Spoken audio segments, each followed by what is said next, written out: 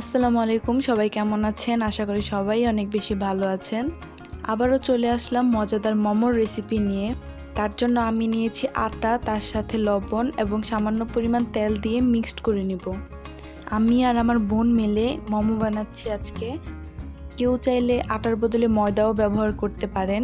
এখন সামান্য পরিমাণ কুসুম গরম পানি দিয়ে আমরা অল্প অল্প করে মিক্সড করে নেব। একটা ডো তৈরি করে নিলাম এবং এর ওপরে সামান্য পরিমাণ তেল দিয়ে এটাকে রেখে দেব।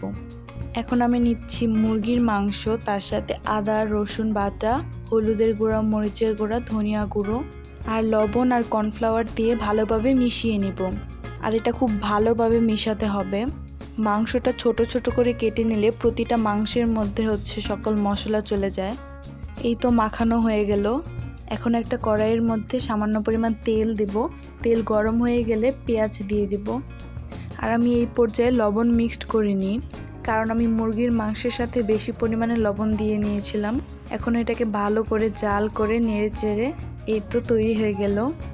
এবার আমরা যে ডোটা তৈরি করে রেখেছি সেখান থেকে মোমো বানিয়ে নেব। আমি এই প্রথমবারই বানাচ্ছি। যদি ভিডিওটি আপনাদের ভালো লাগে তাহলে চ্যানেলটাকে সাবস্ক্রাইব করে দেবেন আর একটি লাইক দিয়ে দিবেন। যদি ফেসবুক পেজ থেকে দেখে থাকেন তাহলে পেজটাকে ফলো করে দিবেন। এই তো আমি আর আমার বোন মিলে মোমো সুন্দর সুন্দর শেপ দিয়ে নিয়েছিলাম। 2 রকম শেপের মোমো বানাচ্ছি আজকে।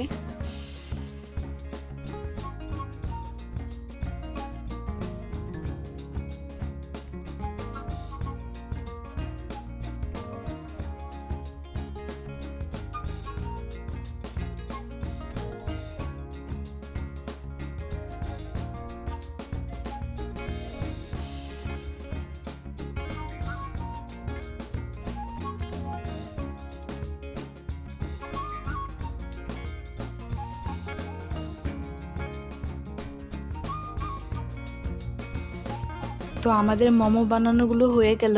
এখন এটাকে সিদ্ধ করব। আর সিদ্ধ করার জন্য একটা পাতিলে নিয়ে নিয়েছি পানি। আর পানিটা সিদ্ধ হয়ে যাওয়ার পর একটা চালনির মধ্যে 5 থেকে 6টা মোমো নিয়ে এটাকে ঢেকে দেব। এখন বানাবো সস।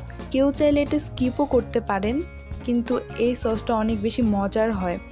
এই সস বানাতে নিচ্ছি পেঁয়াজ, রসুন, চিলি ফ্লেক্স, সস আর চিনি, সাথে একটু সয়া সসও মিক্স করে দিয়েছি। এখন দিয়ে নিচ্ছি লেবুর রস। এটাকে এখন ভালোভাবে মিক্সড করে নেব। আর আমাদের সসটা একদম রেডি হয়ে গেল। আর সসটা কিন্তু খেতে অনেক বেশি মজা হয়েছিল। আর মোমোগুলোও সিদ্ধ হয়ে গেল। তো ফাইনালি ভিডিওটি আপনাদের কেমন লেগেছে কমেন্ট করে জানাবেন। কিন্তু আজকের মতো এখানেই বিদায় নিচ্ছি। আল্লাহ হাফেজ সবাইকে।